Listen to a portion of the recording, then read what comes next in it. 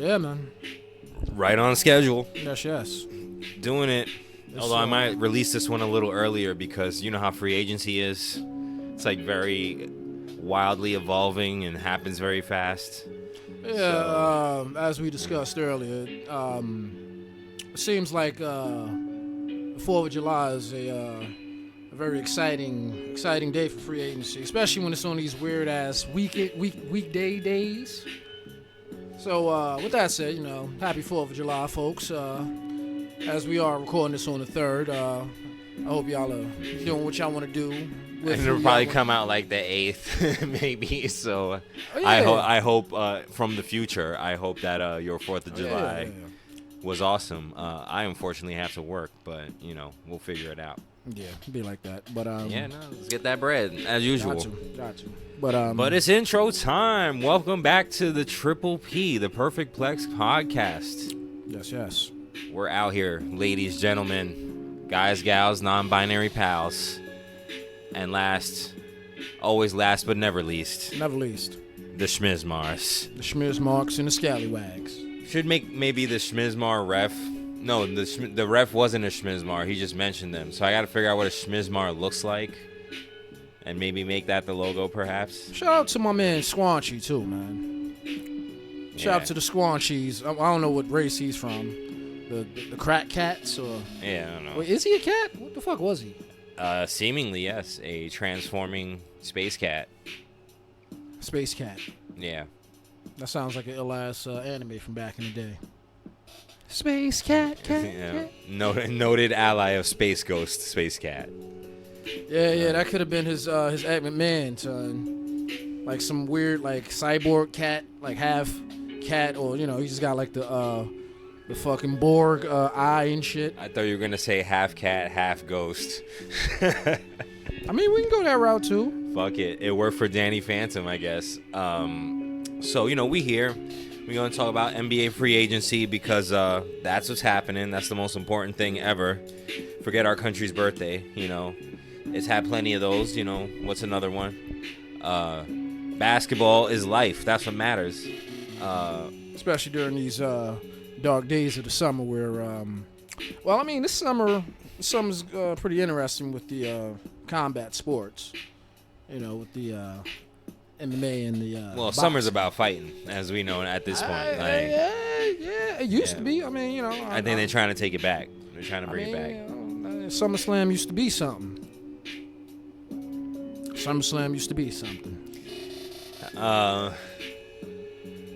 So what stands out to you so far? Questions right out the gate. Rapid fire inquiries. I'll ask you. What stood out to you, sir? Of course, I got to do that Homer shit. Bruce Brown getting signed to the Indiana Pacers for $45 million. Y'all had a nice, y'all having a nice, quiet little come up. But we'll see how that works. Yeah, but that is a lot of money they paid to Tyrese Halliburton, though. Really thinking about it, he's worth it. He's the piece you got to build around, and he is that. I'm just concerned because the rest of the roster, I don't know how that's gonna gel together. I'm still surprised that Buddy Hield is not traded. I think I just really want Buddy Hield to actually be on a contender, not to shit on my team, but they're not a contender team yet. It's still early. Early. And again, given so he's too good to be on that team. Well, look, not to jump ahead. And they can get something good back for him. He may be part of what may be the Dame time. But we'll get into that a little bit later. Oh, that's good foreshadowing. We could talk about that. We might have to hop into the trade machine one time. The trade machine is a little whore right now, sir. So. Yeah. I imagine that page is just getting murdered right now by it's millions of requests. That shit is like the fucking Canadian immigration site when Trump got elected, son. Exactly. That's very good. You're on fire today. Bruce Brown, I say that jokingly, but it was notable to me because Pacers, but also because Bruce Brown is one of my favorite players. And I'm surprised that Denver let him go so easily, being that he's like their utility guy that does a little bit of everything when the team is going cold, which is what happens to them sometimes. He clearly wanted more than they were clearly trying to give him. I get it. It's obviously a money move because Michael Malone, in his speech, said that they wanted at the parade said he wanted Bruce Brown back on. He's like, Bruce Brown will be back on this team. Yeah, he should have did that. You know, they should have matched that. I don't know why. I don't know what the money situation in Denver is right now, but they should have matched that. He's worth it. Real, he's worth it, especially since now that the cap has gone up. You know, and we'll talk about the CBA as well a little bit. Is he worth it in regards to them? Yes. And look, is he worth it to them? Yeah. For that price, no. Now again, you see this more with football, but I mean, as soon as the squad wins the championship, then you don't really think he's in basketball, it's a little bit easy. Well, I don't say it's easier, but you do see it more. You do see like championship teams staying together because yes, the fabric of basketball is way more delicate. So you kind of do have to keep that. But at the same time, not to knock Bruce, I fuck with Bruce. Brooklyn should have definitely kept Bruce, but he wouldn't have a ring. Said that before on probably 4 other episodes, I'm sure. Yeah, but you can find dudes that do what Bruce does, man. Especially since you got the other Brown too, son. The young boy, so you know what I'm saying? Yeah, but you can get somebody else to do that. It's just sad. Like, I like it when teams stay together. Look, he got his ring and he went to get the bag. So I'm not mad at him. That's why I'm not mad at either side. You gotta understand it from both angles. I was just surprised. Like, that's all it was. More, not even upset, just surprised. Now, I want him to get his money. Like, of course. I don't know why he went to Indiana, but you know. They offer him the most. That had to be it. Yeah, I get that, but bro, he should have went with who was giving him the most, where he could win, bro. I agree, but that's probably Denver because they had the ability to match. I mean, it's Denver just did. Was he a free agent or like was he still on contract with them? No, he's a free agent. All right, so that's definitely it. Like they didn't want to match that. Yo, they really could have used his ass in Miami, son. Definitely, especially since they traded away Gabe Vincent. They could have definitely used him. He could have been a good replacement in Dallas for Dorian Finney-Smith. They really could have used his ass in Phoenix. I mean, a couple. Shout of out to squads. Eric Gordon getting signed to them last night. I mean, they're filling out. Yeah, well, you could tell, you could see they're trying to do like this Bron, like we're getting a bunch of grizzled veterans all these together. Makeshift fucking Bron teams. Well, now they're becoming makeshift KD teams. Exactly. But the fucked up thing is, I don't know what a KD team is, bro. You know what a LeBron team is, right? Like you gotta have like a lot of shooters around, 1 or 2 dudes to get the offensive bound, and you just give him all his space. What a KD team should be. It is though, and has been in obviously the Warriors runs and the later Thunder runs before he left the team. Even those were weird teams. But go ahead. But he's like the scalpel, you know, like the way he breaks down defenses and open things up, creates for the other team in a way that, like Bron as a facilitator, you know he's gonna try to create. So at least when you're defending him, you hope he shoots. And if he shoots, you have to force him to shoot. Yeah, if he shoots, you live with that. Even if it goes down, you can live with that because he didn't make the play. And he's never truly developed any real low post game. Exactly. So with KD, who actually has that, a low post game that is, I'm shocked that he has not upped his facilitation in a way that would expand how unbeatable he is going toward the basket. Every team he still doesn't even have a real fade. Like so being a scalpel is cool, but now he needs to be that fucking. I'll do you one better, son. For this Phoenix team he needs to be that missile. For this Phoenix team to win, he has to be the defensive anchor, son. I would love that. I just don't think he wants. I just don't think he wants to do that. No, right now this is booked. Especially right since now. They didn't. This is the light skin. Well, he's the light. Well, I don't know who the light Mamba is because we have. You want to say he's the heir apparent, like the light Mamba? I don't know. He has to show me more, son. He showed me something last year, or this past year, I should say. And that's why. Look, I mean, I think you said it, but I mean, they probably should just have him play the point, man. There's a problem with that. There's a problem with anything you do with them. No, have him be the point and then have Cam be a 6 man. He averaged 6 assists. Like that's not by accident. He had many games. I know because I had him on my fantasy team. He was my second or third pick. Yeah, you had a very light-skinned backcourt, if I'm not mistaken. Yes, it was very light-skinned. Son. Steph and him, son. That's supreme light-skinnedness right there, son. Well, I mean, I don't. The only way I could have been more light-skinned is if I drafted Clay at the 3, but he was hurt. I was about to say Zach. But yeah. Nah, Zach got gobbled up quick. I think he was like the 8th pick or some shit. Someone gobbled him up fast. You know what I'm saying? But at any rate, like, he's got it, pal. You know, he's that dude. And, like, to your point, for that team to really be successful, they got to master their two-man game, him and KD, that is. And KD has to be more willing to get banged up and attack. And I'm not saying he doesn't know how to do that. I'm not saying he doesn't do that. Like, I won't say KD has to be the defensive anchor, but he definitely has to be the utility player for them. He has to do the Jimmy Bouquet thing. Yeah, no, play the way he what was that, 2014 when he was the MVP? Yep. Yeah, so just play like that. Because then they don't know what to do. Defenses can't plan for what you're going to do. Like you said, he's instead of him being the scalpel, now he's the Swiss Army knife. Yeah, which again he knows that he has the capability to be that. He has had many games where he has padded the stat sheet, and that directly correlates to victory. Yes. Defensively, that is. Like, we know he could score. That's not the problem. They don't need him to score. So no, they don't need him. They don't need him to shoot. Like, yeah, they need him to be a championship when veteran. Defenses are scared of you and then backing down in the paint to be ready to take the charge for you, and then you pull up, and that's it. And then, again, I would like to see him set up a little bit more on the post, bro. Like I said, son, the fact that he had perfected that Dirk fade, but he doesn't really use it anymore. He doesn't use it, yeah, but he has it. I mean, bro, who is stopping you in the post, really? And he also has, like, a lot of these, since they outlawed the rip through that he perfected. Yeah. What I notice he does in the rare instances where it's like back to the basket or like he's dribbling along the baseline is that he'll do like that Kobe, use the bucket as like the obstacle and then lay up near the rim or on the other side because he's so long, and get fouled because the defense has to collapse to him to do something to contest that shot. Yeah. I wish he would do more of that. And again, I know a lot of that is also coaching, not just on KD himself. Well, that and injuries too. But I mean, again, for me, if the injuries are really, as we know, when he's cooking, he is unstoppable. Bro, if you can't move the way you used to, start setting up in the post, my dude. Yep. Or again, break them down with your facilitation ability because you can see over all your defenders. Point is, I mean, he's a 3-level scorer, bro. And I mean, he's another mid-range killer when he wants to be. Yeah.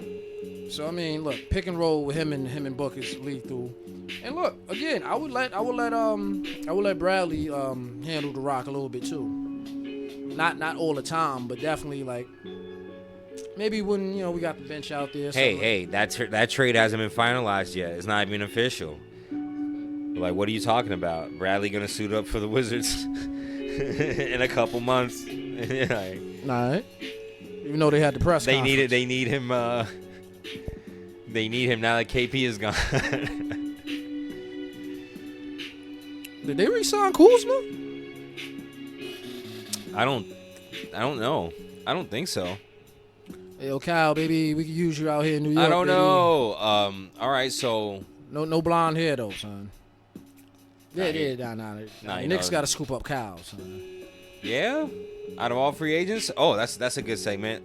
But first, what surprised you about the move so far? I know, like, off air we were talking about how a lot of the moves are just kind of lateral or salary dumps or whatever. But like, also we talked about Obi, but we'll get to that in a second. Obi was another one. I didn't know that he had beef with Thibodeau. I did know that they were fronting on him. But I was surprised that they only traded him for only 2 draft picks. And I get that his value is low at this time, but in the postseason, he had a pretty good season. It's not about his value being low. It's just about the perception that the Knicks That's what I'm saying. Like, because in the postseason, when he was on the floor, as we said, 2 episodes ago or whatever, he was effective. They didn't know what to do with having him and RJ. He won that series with no Julius Randle out there. Yeah, he benched him, so. And he was injured, but he benched him. Like, there have been many teams that will still be like, nah, I'm gonna keep my star on the floor for morale, whatever. Even though he's clearly hurt. but he No, put. you're asking. Like, I wasn't surprised by that because again, they've been trying to trade Obi since maybe like last year. So again, yeah, I've always had problems with that, but at the same time, I saw it coming. But yeah, what actually surprised you, if anything? I guess not even surprised, but I guess the thing that made me say, "Oh," was probably Fred VanVleet going to Houston. Yeah, they paid that man the but highest even within undrafted player, even right? within that- Ever. The highest paid undrafted player, they said. Maybe. Yeah. Maybe. But yeah, no, I mean, yeah, like I said, it was not shocking or nothing like that. Just because, again, just because of the coach and the fact that they're not trying to bring the beard back. Shout out to them. Kudos to them for that one. Now, look, if you can get the beard for the low, I think we could talk. But I'm Good. Well, then, if that's interesting, like let's say they do that, then you have. I mean, they can't since he opted in. Let's say hypothetically he didn't opt in, which again, the beard should stay on the Sixers, but whatever. He clearly ain't fucking with it. You don't want to. Yeah, that's what I'm saying. He ain't fucking with it, obviously. Only place he can go to now probably is the Clippers, bro, and I don't even know if they can afford his ass. They cannot, especially since they just paid Sexbrook. And again, because he opted in like a jackass. Let's say though, in fantasy land, they would have had him, Dylan Brooks, and old boy Fred VanVleet. That's not bad, and all the young boys they got there. And my man, why am I blanking on a homie name right now? My man, Changun, Alperin, who's really who they should really develop, son. That's that guy right there. Yeah. Keep it 100. Now, I mean, Jalen Green is good, man.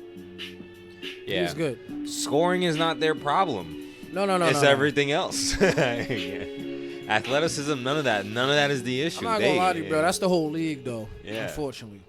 Well, they could do it a little better than most middle of the road teams. It's just that they lack discipline. So Ime Udoka is definitely gonna bring some of that. That's the key thing, though, brother. They have 3 lottery picks.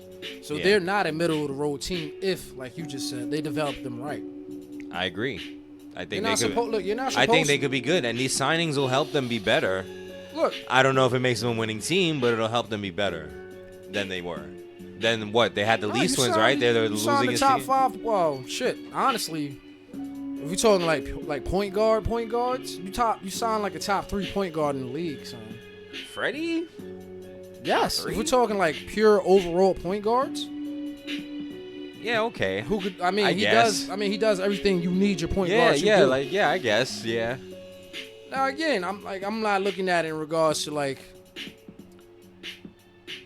Oh shit! Honestly, yes, yeah. Like even if we're talking like the point guards like that are today and ones that can score, like Fred honestly is still top 5, bro. Only reason he's not an all-star is because honestly he plays on Toronto or played in Toronto and he got fronted on. But honestly, him with this young squad that he can run with, then slow them down, then run. You know how when you really slapping a good joint out. You know what I mean, and you smash them real quick, slow it down. You know what I mean, you throw them on their knees. And he could just basically throw it anywhere near the rim. And there's like 4 dudes who could catch it. And again, Jalen Suggs being the number 1 option because you know what I mean. Now he's going to be able to help Jalen get to his spots or teach him about getting to his fucking spots. And take the pressure off them because now you got guys who could really like do work. Calm shit down. Right. You got DB there, so I don't know if shit's gonna be calm. Well, he ain't got nothing to see again. Yeah. So I see now, Houston has gotten a real light-skin infusion, but it's a championship infusion. So, my son Flintstone Fredico. I mean, he'll balance out all that the DB and the coach. That too. I think Udoka will bench this nigga. He's like, I don't care how much they're paying you, bro. Nah, he'll be able to get into his ear, bro. what I'm saying? Because Yeah, no, just like listen, like, cause I still fuck with Dylan Brooks. Like, I'm not saying he could be as good as Ron Artest, but he got that like dog, like, if he just kind of learns to block out the ridiculousness of it, he could really be effective for them. Again, for me, that team, and very especially defensively because they need that. Yeah, they need dudes like that. But that Memphis team, they're gonna have to get rid of somebody else and probably somebody else for them to like really. It's sad that they got. That's another surprise. It's sad that they got rid of Tyus Jones. Like, I know you got to give to get, and Marcus Smart and Derrick Rose are really good pickups. For what they got or what they had to give up. Yeah. And you got rid of the alleged, cancer out of your locker room, and all you really had to give up was your best tempo guard. But you got like two backs, so I guess it's okay. Two professionals, man. Yeah, who will really teach these little niggas something. Yeah. Now again, all you need. I really hope Derrick Rose plays. Fuck this sitting on the will. bench shit. He will. Is this his second go around with Memphis? No, he just played with the Tigers, right, in college. I mean, I know about that. Yeah, of course. No, this is all right, it. No, because I know he was on the T-Wolves. But, yeah. All right. But well, either way, yeah, he did play in Memphis for Memphis. So they definitely need a calming presence. They need not Mike Conley specifically, but they need a Mike Conley type of dude. I was going towards they need because again they have two professional veterans at the in the backcourt. So I assume they're gonna start those guys because who else is there? Yeah, but they definitely need some sort of front court like veteran. It's gonna be as it stands right now. The starting five is them two, Bane, 3J, and I don't know, question marks because they got rid of old boy. Clark, right? Did they? Yeah. I thought they were trying to get rid of Steven Adams. I think they did. I don't want to do some on-air research right now, but I mean, because I know they're trying to trade I know him. they're cleaning house. Like, they're trying to really slim shit down so that they can bring in guys to make a real contending team. Yeah. And I mean, of course, they want to keep the younger dudes because, from what I understand, they was trying to keep 3J and Brandon Clark. But hey, if they trying to let Brandon Clark go, hey, yo, Brandon boy, we can use you on the Knicks, baby. Especially now Obi's gone. Hey, I'll take that. Brandon Clark and Hartenstein. That's a nice two-man. No. I mean, whatever, man. I'm not even gonna get on the Knicks right now. Yeah, I want to stick to. So what else? Anything else? Trades-wise or free agency-wise that really stuck out to you? Nah, honestly, again, this has just been a real weird and sporadic fucking kind of off season. Meanwhile, 60% of the players stayed on their original teams. It's probably more than that, but Dame fucked up. The Beard fucked up. The Clippers, they read up on Brother Westbrook. So that was definitely a good. A good maneuver. I forgot how much he signed for. It was probably about maybe $5 million, maybe under that, 4.7. Yeah. It wasn't too much, but it was nice. Now again, had the Beard been smart and not opted into his whatever, his 35 or 36 mil. He could have just been a free agent for this one season, signed with the Clippers for a minimal amount. Got with his homeboy that he tried to play with in Houston, and that was really more of a failure based upon him because, quite honestly, giving Westbrook credit, he definitely was doing what he was supposed to do out there, man. Because I remember him literally being really that utility player that he really could ultimately be, really on the championship team with a real coach that knows how to put him and where to put him. But the bubble kind of messed that up. But outside of that, I would have to say Yeah, honestly, no, it was just Fred, and also, I won't say it was surprising, but I did think that Jeremy Grant was going to leave Portland because it's not looking real pretty out there. I really did think that he was going to go somewhere else, but clearly he stuck around for the money. And I guess he figured Dame was sticking around, and lo and behold, it ain't gonna be what you thought, buddy boy. But I don't know. I mean, him and Scoop may have something going on, but outside of that, Kyrie getting the re-up, I wasn't surprised about that, just because.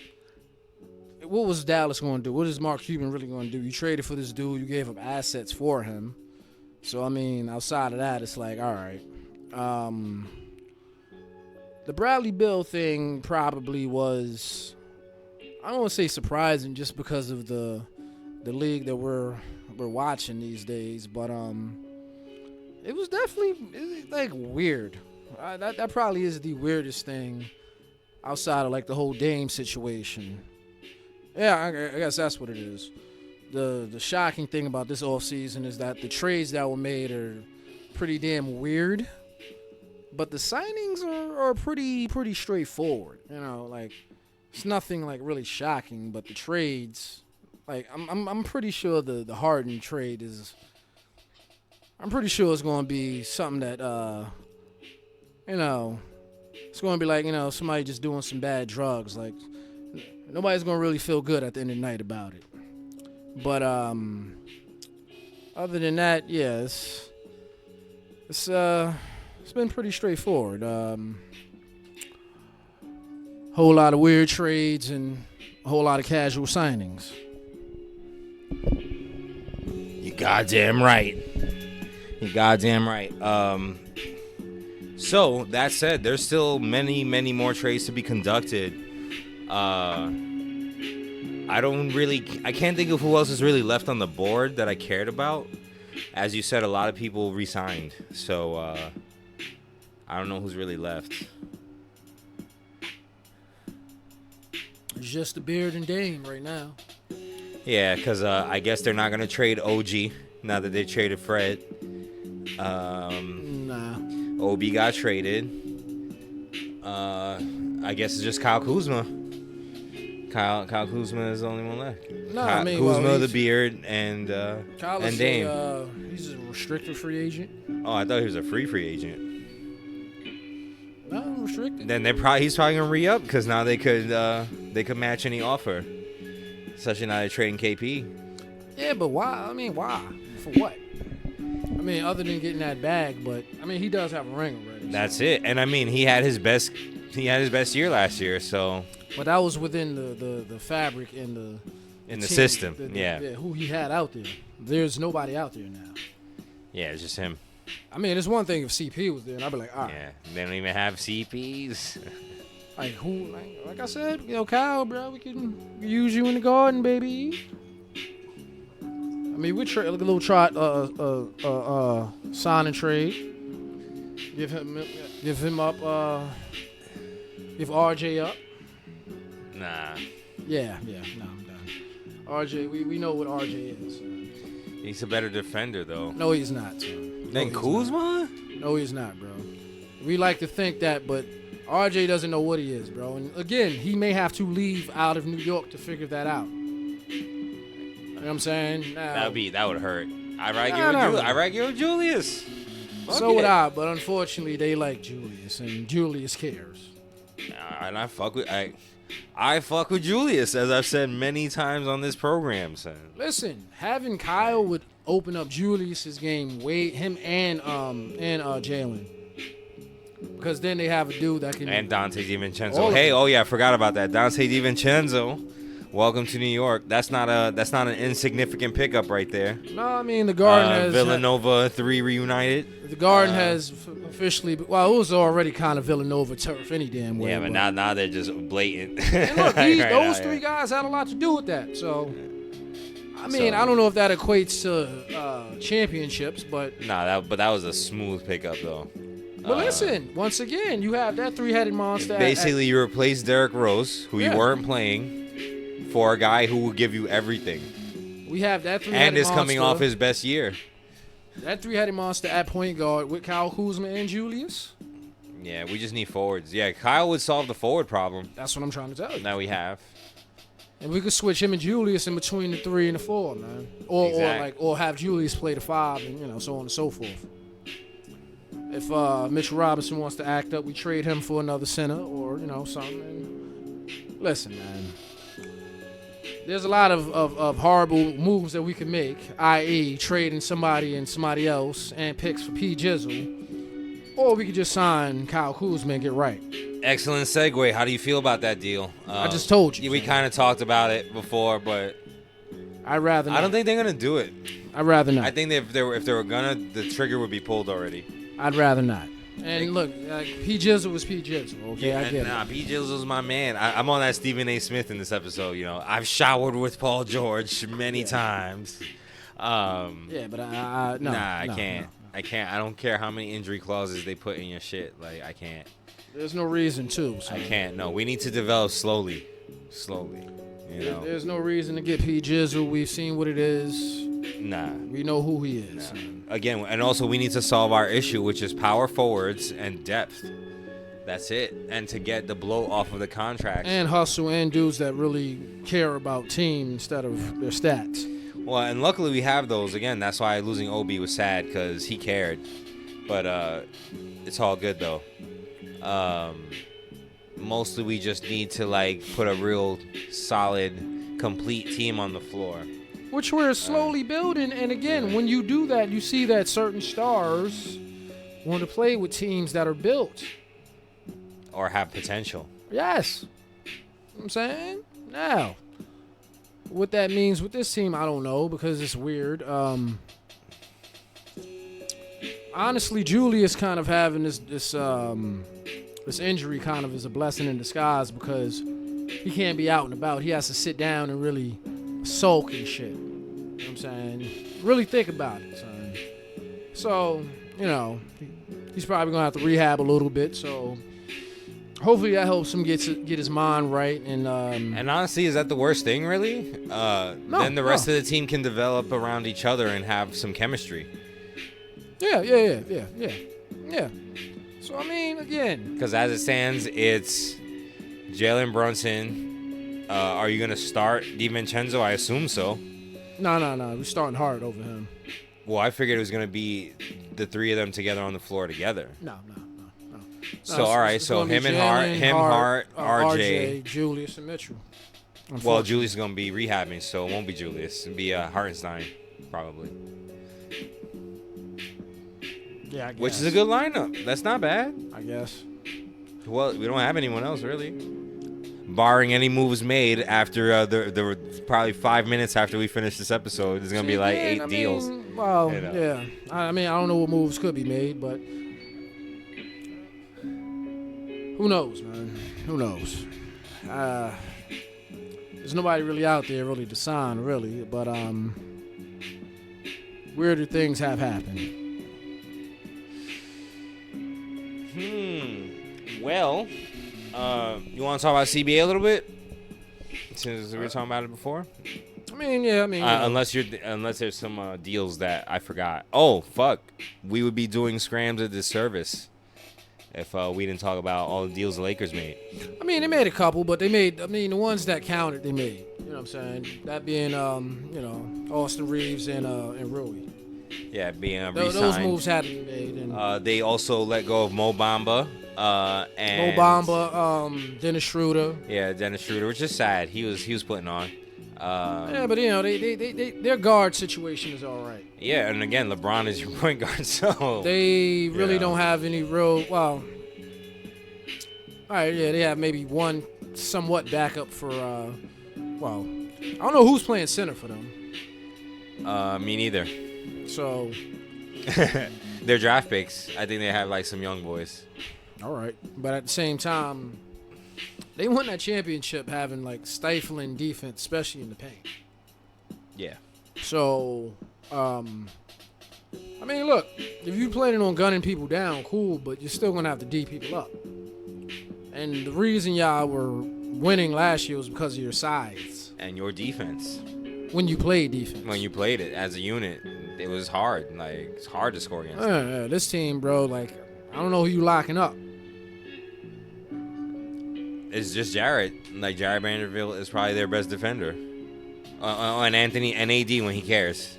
And is not, falling to pieces. So, I mean, hey, good luck, man. Good luck. And again, if by I'm surprised they didn't get the other Vanderbilt, who I believe was available, if I'm not mistaken. I forget who picked him up recently, but that was a deal that I noticed. Right. I was like, damn, like, that's an elite defender right there. And no one, like, wanted that dude? Wow.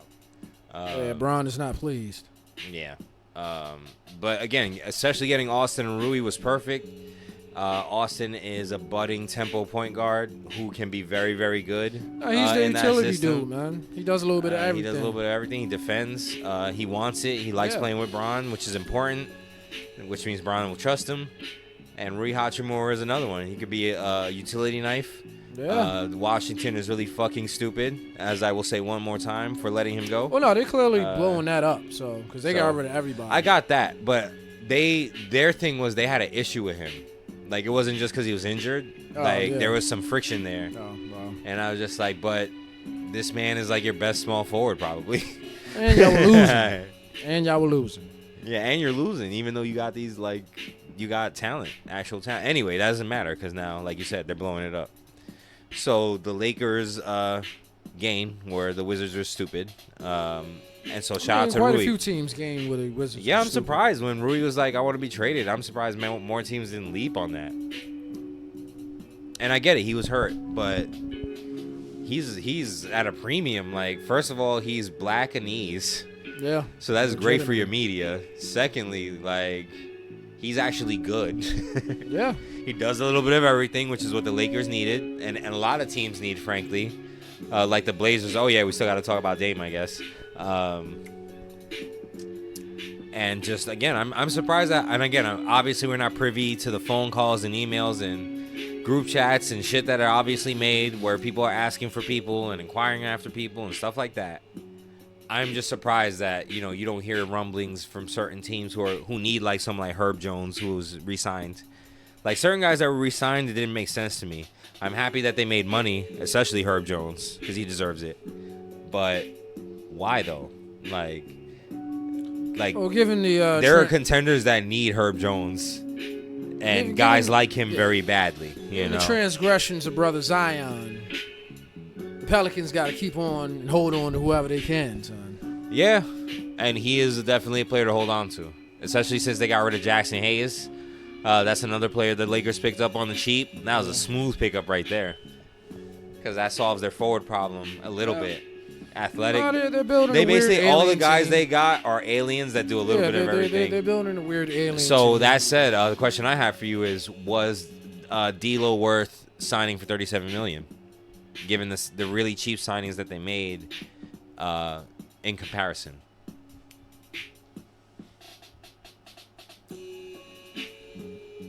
No. I mean, if you put it in the realm of, like, do I keep him or do I keep Dennis Schroeder, then no. You're right. That's good. I didn't even think about it like that. I just thought no because I was like, that's a lot of money for this guy who basically faded on y'all in the deep postseason. Like, it's not, but it's because it's a bargain for him. Considering that he was an all-star, it's kind of a bargain. And they fuck with him, and he been there before. Like, I get why they did it. Now, again, that's just a lot of money. As I said, as I was talking about earlier, for me, especially for a dude who don't defend, son, that's a lot of money. I feel like a couple of these signings are not signings to keep, but they're signings to trade. You know what I'm saying? But who's gonna take D'Lo on that contract? Realistically, you'd be surprised. But again. Any trades that happen now probably will be, like, whether we're talking Harden or Dame or anybody else, at this point, they're probably going to be, like, multi-team trades. Well, we know Dame is happening. Three-team trades. That's going to be a three-team for sure. It has to be. At this point, I'm pretty sure Harden is going to be, too, because, like... Yeah, that's $39 million.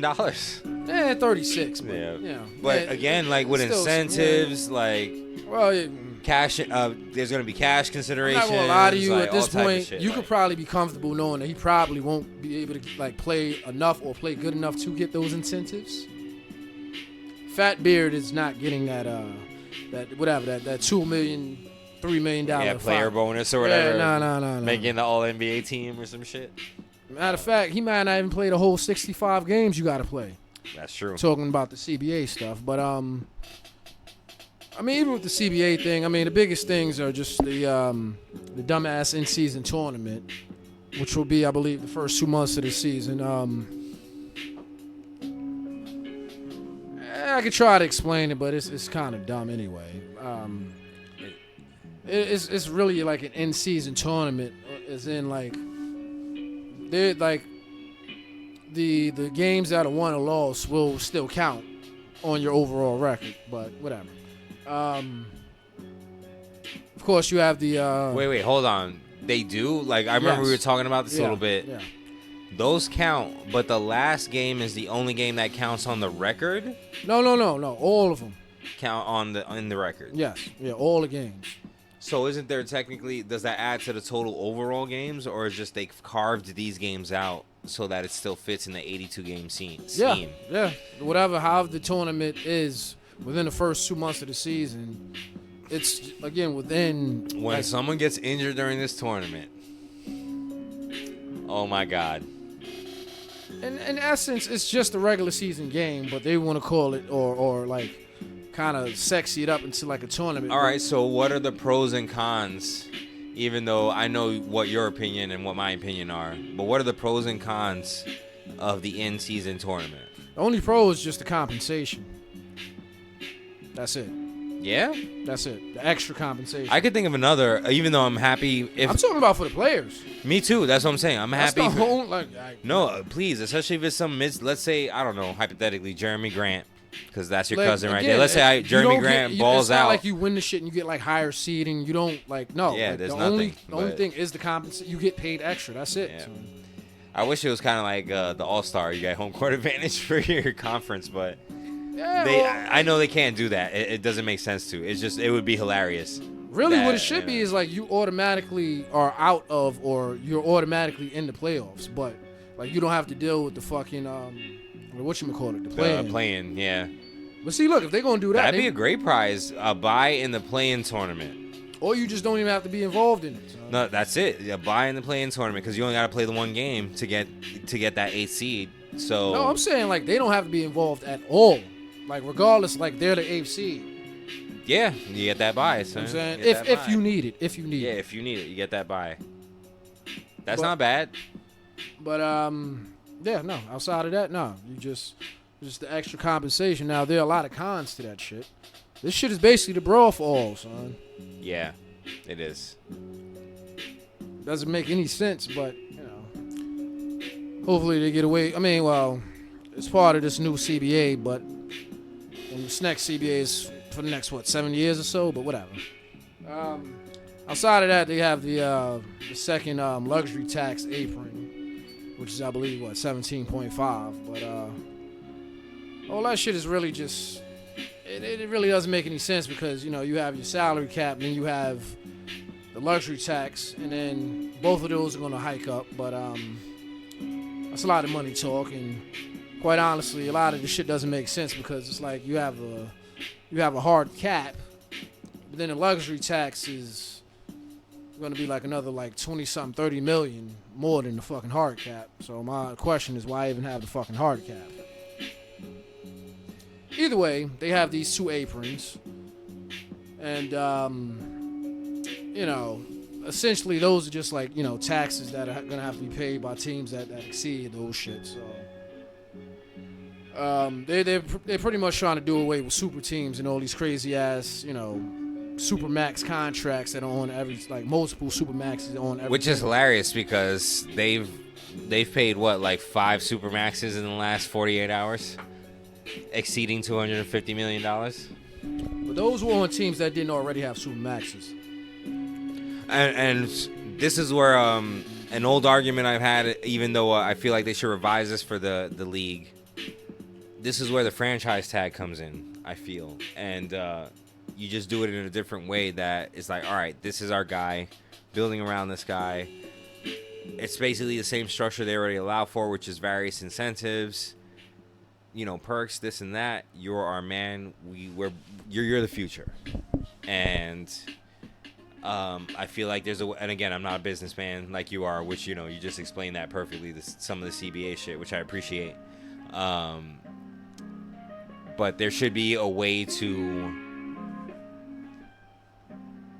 make it easier for middle of the road teams and smaller markets to afford shit so that they can get actual talent on their teams, because they're talking about how they want to do league parity now, and that's a way to do it. Because I mean, that's essentially what the lottery is supposed to do, though. Essentially.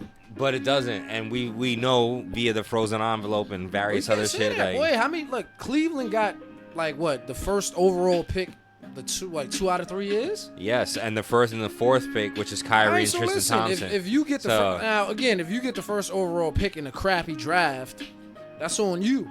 But I mean, you could leverage that and using it. I mean, but that's not my gripe. Well, my gripe is that they frequently lock out, you know, mid-level and small market teams, and every time they put these restrictions, such as the ones you just explained, the mid-market teams are not hindered by that. They have money to throw at that. It doesn't matter. You know, or it matters a little, kind of. No, the playing field is evened out a little bit more. But I mean, honestly, for me, it's been like that for a while because. And it shouldn't be, because again, based on what the league is saying, the huge market teams haven't dominated the way they have before, though.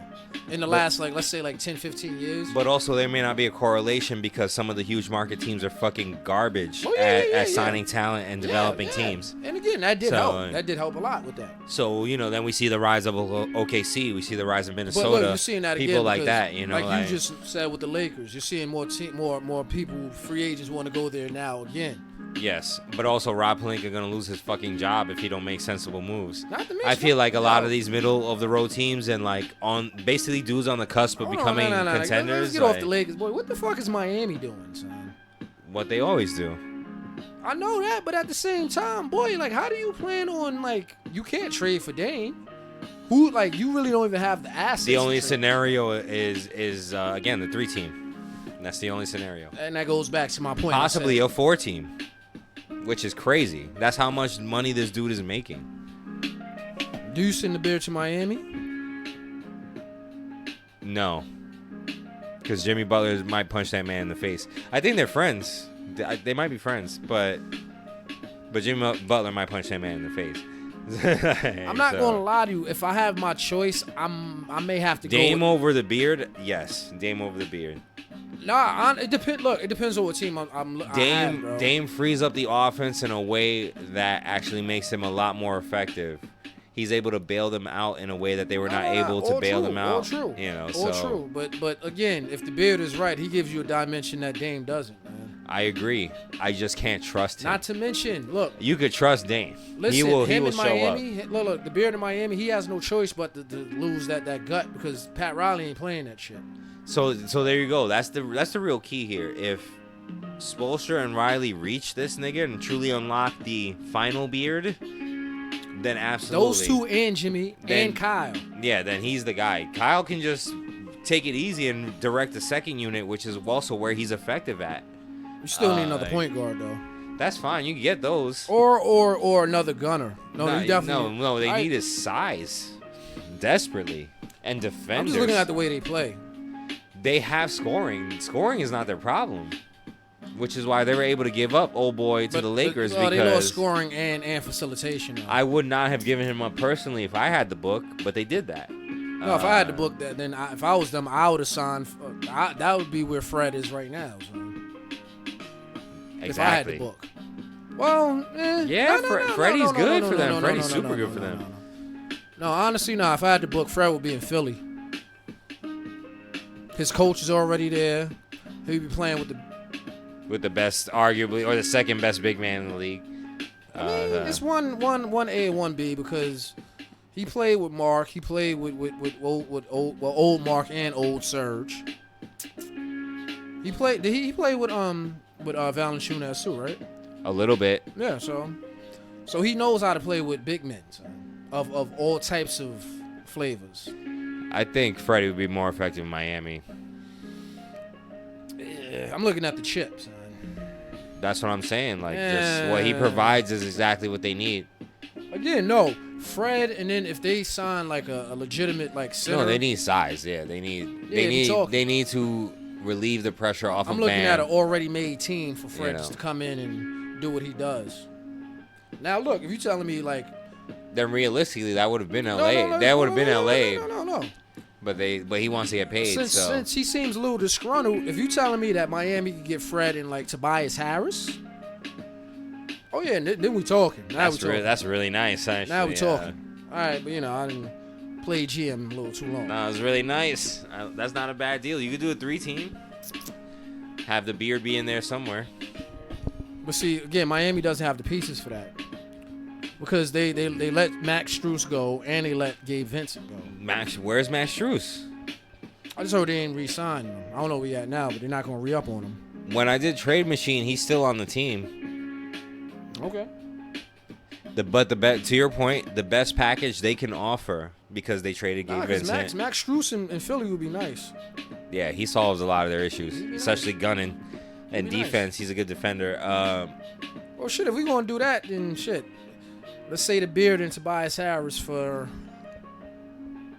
since we're doing it, see, they don't have, like, Miami don't, I can't even do nothing with, what about, like. That's why it'd have to be the 3-team because. Look, Gabe Vincent would have been nice in Philly, son. Because the money of the beard offsets the 3-team deal. So it'll be the beard going somewhere and all those other players being split between those two teams. Again, son, that 35, that 30 point, whatever, son, it's reasonable for his ass. And again, like, Miami isn't paying anybody. Yeah, no, I'm not worried about paying. I'm worried about the luxury because new CBA hasn't kicked in yet. Oh, no, it has. It kicked in this weekend. Oh, great. So they could do that, but it would still have to be a 3-team deal. Just like Dame. Basically, what Miami's choice and dilemma is right now, to the question you asked, do I want Dame or the beard? And what am I willing to give up? Right now, definitely Dame. But I mean, like I said, in Miami, they will have to look real hard at him, son. Given like what they've given up already, and given what the beard provides, like you said.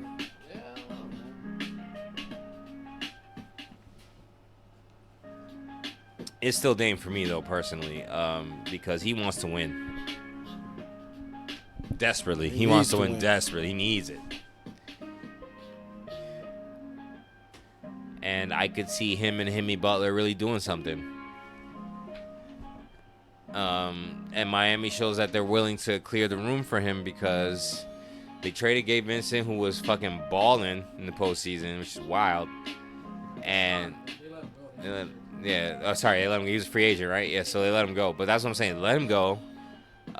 They let Vic go back to OKC. Victor Oladipo. Yeah. And again, I don't know. Miami, they're in a weird place right now, man. Because again, like, there's only so many undrafted dudes you can have, bro. Well, that, and they're in the same place as Boston, which is we've put our fingers on the finals, right? I mean, Boston, their ceiling is way higher than Miami. I agree. I'm just saying that what those teams have done, I imagine that's cooking in their heads right now. Like, yo, we had it. Yeah. We had it. I mean, but you know what? And not only did we have it, we beat all these other motherfuckers to go get it. And we're not even, I don't want to say that they're not good. I'm just saying that we're just, like you said, a bunch of undrafted dudes and Jimmy Butler and Kevin Love. Oh, Kevin Love. And Kyle Lowry. And I don't want to take away from the performance of Duncan Robinson, who showed me something in the postseason, and guys like that. I'm just surprised that they didn't keep the team together to establish chemistry. I hope they don't trade Mero because no, he's out of everybody. They're keeping him. They're trying to keep him. They said they're trying to keep him because teams have asked about him. Yeah, no, they're keeping him. So again, let's say hypothetically they traded for Dame. I'm sure Portland's like, can we get Caleb Martin? They're like, nah, chill. No, they'd rather give up Tyler Hero than him. I forget what the deal I did in the group chat was. It was Tyler Hero, Tyler Hero, Duncan Robinson, because that's the package they have openly, publicly offered. Right. A draft pick and Hightower or Highsmith for Dame and Shaden Sharp, because all the other guys cannot be traded unless they give up Nurkic, and then they'd have to give up another guy for Nurkic money. If they somehow got Dame and Nurkic, that would be astonishing. But they don't have that. But they don't have the assets though. You have to give up K Love. That's not the worst thing.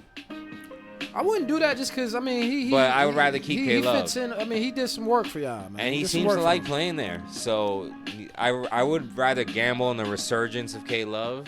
I mean, Nurkic is a 7-footer. Yeah, but if Nurkic just hurt. I mean, look, you're gambling. You're rolling dice with, like, their availability is about the same. So. Sure, but if Nurkic goes down, that hurts my team. If K Love goes down, that's not the worst thing in the world. It hurts. It definitely hurt. That's what happened. I don't know. That's what happened in the finals. Remember when he wasn't there? They were getting clobbered. But you will be using Nurkic the same way you use K Love out there anyway. Like, yes, I'm just going with the fact that Nurkic is younger, a better playmaker, and when he's on, he's on. Again, if it's me, you know, I'm trying. Could you imagine that keep Bam and Nurkic? I'm trying to keep, like, if I could have K Love, Bam, and Nurkic. Sure. The only issue is that the Blazers don't have the assets to trade. No, they don't have Heat it. Don't have the assets for that. The Blazers don't, because all those players with the exception of Shaden Sharp, and that's it really. They can't trade anybody. That's really the reason why I feel like this Dame trade hasn't happened, because a lot of the dudes are locked in already. Yeah, and so it's Anthony Simons, who you want to keep, Shaden Sharp, and Dame. And Nurkic maybe. Nah, they'll get rid of Simons because they got Scoop now. They'll get rid of Simons. I'm just saying, those are the guys. Those are the only guys they can deal at all right now, which sucks because a lot of the guys they should be able to deal on their team, they cannot. No. Nobody want to go out there. They just can't. No, they just have their deals are the way that they are. They're not available to be dealt. It's going to be a weird situation, man. And Jeremy Grant, but unless that was the signing trade to get rid of Grant for something better, I don't know what you do. No, they signed him because they thought Dame wasn't going to do what he did. They gave him real money, so yeah, they signed him. So. I don't think that a team is going to pick up all that money now for Jeremy Grant. See, again, I don't like. See, now I'm starting to think where he would be good, but I don't even want to get into that. No, but let's stick to the man at hand. Yeah. So no, it's a weird situation, and it's going to take a little time, bro. Like, because I don't know. Again, the market is weird, and again, the pieces aren't there, man. For the Blazers, that's why it needs to be. I'm just looking around the whole league, bro. The pieces. If it's a multiple team deal, that deal's gonna happen. But that's the problem. Like, the Blazers have literally 4 guys they can deal. That's what I mean, bro. And that's it. That's what I'm saying. Like, any trade that happens from here on in has to be at least a 3-team, and maybe 4-team, 5-team trade, son. I don't know. The first ever 5-team deals. Nah, it's gonna be like when motherfuckers traded P. Ewing, son. Back in, what was that, 2000? One dude, and then it's gonna have to involve like 18 motherfuckers, son. They're gonna have to sign motherfuckers. Yo, matter of fact, they're gonna have to re-sign Dwight Howard from the Beijing Tigers. Yeah, wherever, I forget where he is right now. The Dragons. They're gonna have to bring him back, Mike Taiwan Beasley Tigers, back. yeah, Mike Beasley. Niggas gonna have to kidnap Starberry, bring him back, son. Bring him out of retirement from his Chinese mansion. They're gonna sign Sprewell to a 1-day contract. Where is Sprewell over fucking big countries? I'm just saying Sprewell because you get him for the low. The low. Sprewell over, I don't know, Shannon Brown. I can't even think of niggas who are available. Shannon Brown's long retired, but we're gonna have that P. Miller comeback, son. Then the final tryout, son. You're gonna make him say, Yeah, man. Yeah, let him do that, and that way he can piss Romeo off, son. That'd be hilarious. So yeah, Dame Dollar, man. More than likely, I feel like the most likely scenario is the 3-team between Brooklyn, Miami, and Portland, because that's how I did it in the trade machine. Let me look at what I did one time. Here we go, on-air research. That's right, I didn't have this shit queued up. Eat a dick. Don't be upset. Don't be upset. Don't be upset. 1 second, y'all. We're doing it. It's happening. It's happening. See, that's why you have the group chat for, to consult your niggas on basketball shit that you be talking about. Oh, that was a different deal. Well, here we go. Was this it? Was this it? Nah. See, that's how I know I've been in the trade machine too much lately, because I can't find the deal. Fully immersed. Yeah, I'm in too many scenarios, bro. Happening. Nah, I know I had that in the chat though. Here it is. Yeah, here it is. Hold on. Let me zoom that in a little bit so I could drop some knowledge on y'all one time. So this 3-team deal. Learning tree. This 3-team deal involves the Trailblazers, the Nets, and the Miami Heat. The Portland Trailblazers get Tyler Hero, Mikal Bridges, and Dorian Finney-Smith. The Brooklyn Nets get Damian Lillard only, and the Miami Heat get Nurkic and Nick Claxton. And that is the only way I could get the money to work, that I could tell anyway. Nick Claxton? Nick Claxton. And Claxton. it's mostly because of his contract, but Nick Claxton would be excellent for the Miami Heat, because then Bam will be fully unleashed. Oh no, I know that. I'm just that's a little random, but oh no, Nick Claxton would be beautiful on just about any damn team in the league right now. So. Yeah. So I don't know what you think of that deal, but that's the deal that I was able to come up with right there. Oh no, I saw it. I mean, again, the Nets kind of get a little jerked out of that one, but they get Damian Lillard. Yeah, but he don't. I mean, and they don't lose that much. Yes, Nick Claxton and Mikal Bridges, it sucks to lose them, but they don't lose that much compared to what they gain.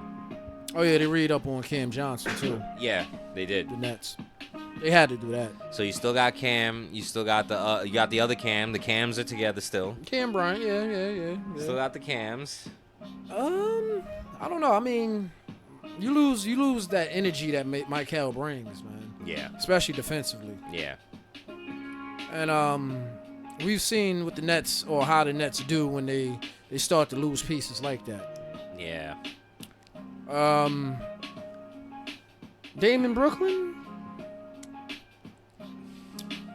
I mean, first of all, there's too many meat riding Net fans out here, so I mean, I kind of don't want that, son. Yeah, but also my logic also was, besides making the money match, was that, you know, he's on his rap shit. You're still a piece away though. You're still a piece of, like but I feel like those deals can be made. If KD would have stayed out here and you would have had him and Dame, oh yeah. Oh my God. Oh yes. But yes. Then I feel like some shit could be like niggas fuck with Dame, even though this move and the way he's going about this right now is mad suspect. Niggas still fuck with Dame, and I think the Brooklyn Nets are a good enough team that he's a good lore. I don't want him to have to do this, but if he would talk about possible restructure of the contract, and well, that goes to your point earlier. Do they do a signing trade? Well, he's already signed. Well, I don't know. No. That's what I'm saying. But I'm saying, but he's still owed $200 million. Yeah, no, he's making $40 million. I know this. So. If we can shave $40 off, million plus. Listen, baby, you playing you in New York, Brooklyn, baby. You gonna get let's shave off $20 million. That way we can get somebody else to come help. But, possibly another big man. All right, so you're the business major. Is that possible?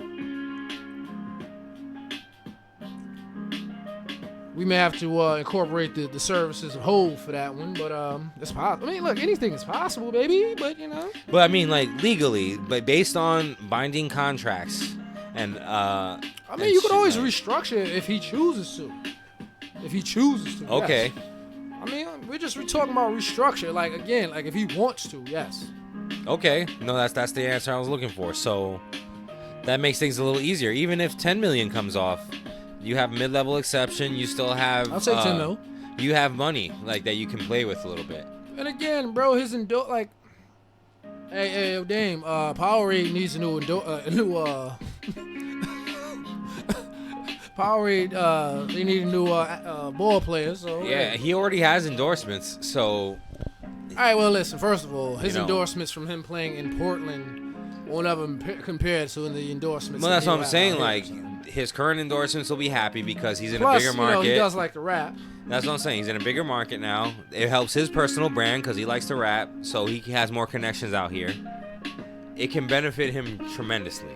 But I if mean, he came look, here. if he gonna come, for all that, boy, he might as well just come play in the Garden. Then, if we talking that, There's talking no that the talk. money is what 3-team deal then. I mean, Julius will have to Hold go. To the trade machine. Here we go. Real quick, one time.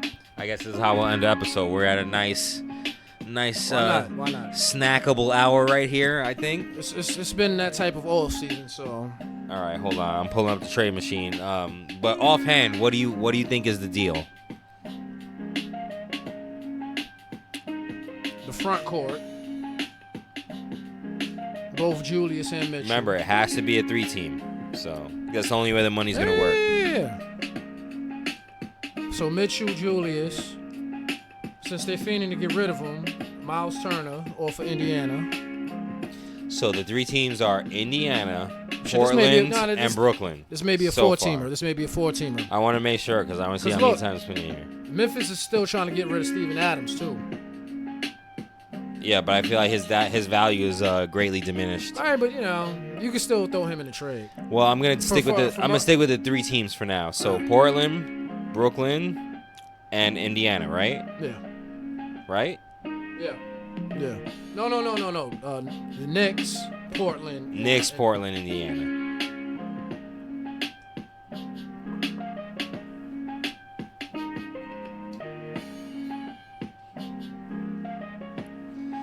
All right. Just bear with us a little bit, folks. So where is Dame going? To New York, right?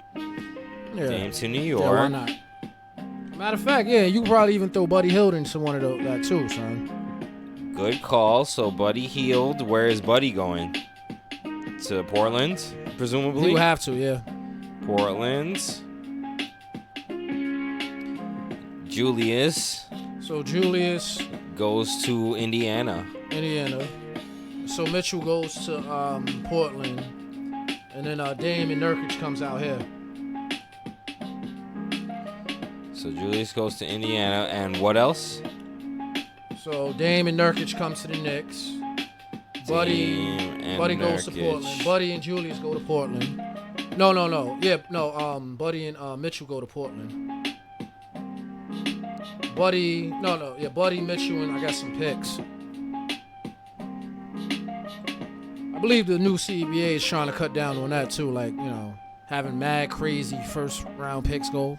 I think you can only give up like 2 or 3 now.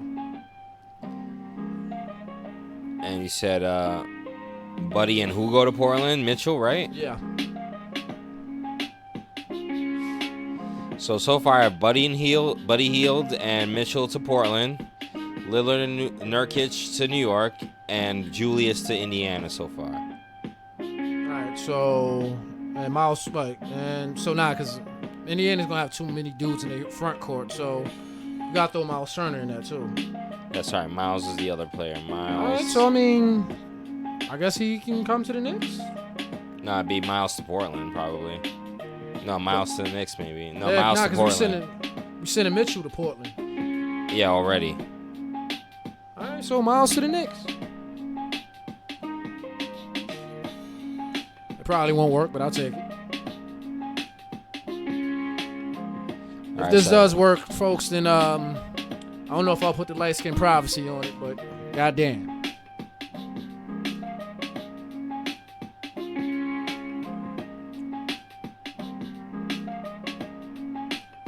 We may have to set up a situation where we involve the Clippers and we send P.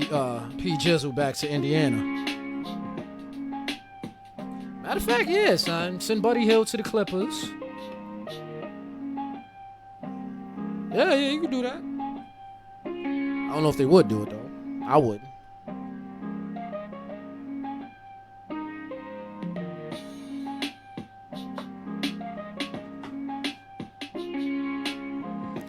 Knicks are over the luxury tax, or else it would have gone through.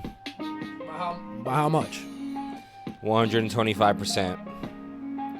Because Miles makes 21 million and Nurkic makes 17.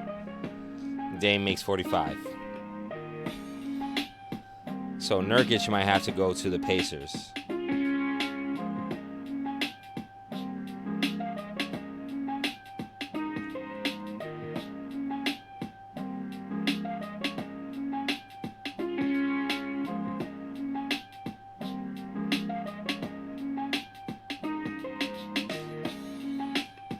Wow, they still say it's over.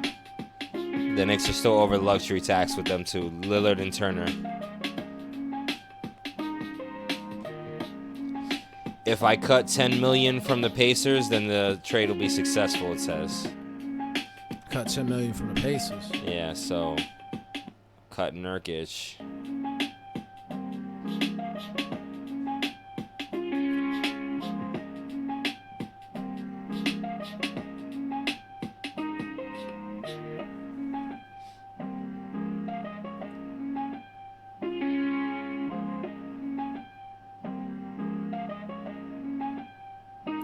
Knicks are still over luxury tax.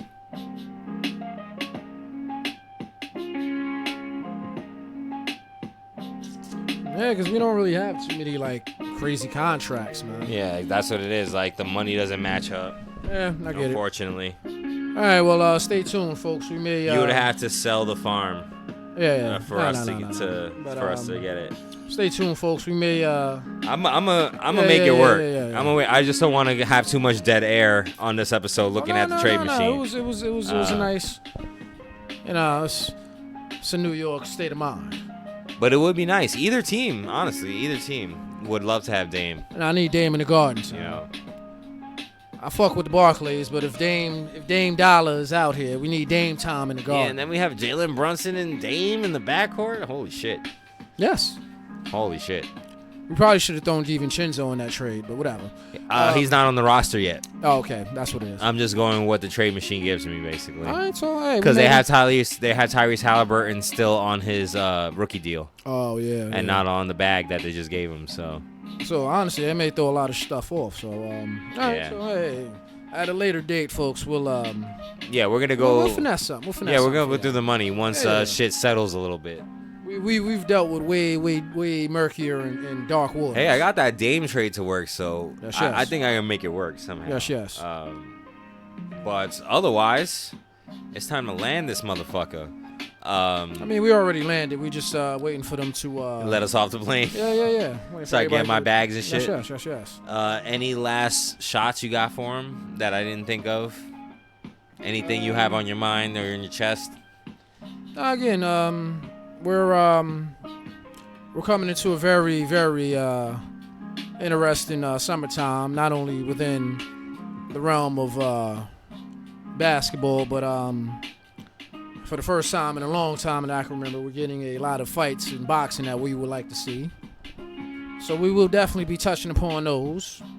Yeah, now that Errol versus Spence is confirmed, right? We talked about it in the last episode, right? Yeah. You know what I'm saying? We're touching it, but at some point we'll massage it and further. There's some other fights that have also been confirmed, UFC-wise and shit. No. Also, stay tuned for Volkanovski versus Jair, son. That's gonna be a brawl. You got that one. You got Chandler against McGregor. Well, if that fucking happens, if McGregor doesn't bitch out. He is a bitch. But you also got Canelo against Jamel Charlo, which is another good one in September. So we got some things coming up. Some shit is cooking. I mean, it's a very... And now it's also July, so I gotta assume that John and Stipe is not happening until the end of the year if it's happening. Well, you know what they November like probably. Yeah, they like that November, maybe even December. We gotta bring y'all more fight stuff. It's been a while, y'all. So well, we have actual reason to now. Yeah, so stay tuned. Exactly, we're in the summer. It's fighting time, so the next one will probably be about fighting. See you in a week and a half, 2 weeks, something like that. Maybe. I mean, maybe sooner. You never know. Maybe sooner. Let them know where they can find you, boss. Boss. Once again, on the gram of grams, the golden gram now. That gram, Bandit _light7. I haven't posted anything. Well, we haven't been recording that frequently, but we'll have more enticing and spicing shit for you. As for me, for the time being, I'm on Twitter. As long as Elon Monk. I mean, your man Elon has definitely been doing some high intense training, son, for this supposed for the fight. supposed fight. Nah, he gonna get that ass beat, son. This nigga, he been doing this some nigga Mark is gonna hit him with that Kimura one time. Man, his Brazilian jiu-jitsu has been looking nice. That's son. what I'm saying. This nigga gonna fucking hit him with 18 triangles to the head. Nah, he's gonna pull the brass knucks out the tights and then so like whap the short jabs. The power of the punch. That may have to be the name of this one. So, Elon Musk is ruining Twitter by the day. But I'm there for now. You can find me at the Shining Brizard, at Shining Brizard. I don't know if I actually do a Shining Wizard, unless you let me kick you in the face. But I'm not a wrestler, so it's whatever. But you can find me there. Send me your hate, your love, your cat memes, your pornography. Whatever you want to do. If you got them Blue Sky invites, hook a nigga up. Please. You know what I'm saying? So I could at least advertise over there, because this Twitter shit is crazy. This whole fucking post limitation. Your man's is wildin'. All you Elon Musk fans. I don't know how you like this nigga. This nigga's a bum, son. Oh, you have to name about 2 of Zion's baby moms for that. It's Mariah and Akima if Mariah's actually pregnant. That sounds like an old school fucking R&B group from the 90s, boy. Mariah and Akima. Nah, cause Total was Kim Keisha. Yep. 3LW, not 3LW, SWV, Escape. Yep, it's always 3. What was the other one? Jade. You know what I mean? Now we gonna get mad. Yeah, stay tuned for the tournament of three girl groups, three member girl groups. It's coming. Some real Dragon Balls universe shit. Shout out to why am I blanking on it? And shout out to En Vogue. They're not a 3-girl group, but I love them. En Vogue, TLC, baby. All right. See you niggas later. Like I said, we're gonna talk about fighting and more free agency, because the dust will settle in about 4 days or so. Hopefully Buddy Hield will not be traded. Or shit, hopefully Buddy gets traded to a team that will value him. How about that? Is that a note sexy caramel prediction? God, no. Jesus, no. Hell no. I mean, it is a summertime. Well, you know what? We'll save that for another segment. But for now, we'll call that the note of liquidity. So. Yeah, exactly. You could put your house against it. All right. That's yes. Don't come to me if you lose your shirt, though. It's not my fault.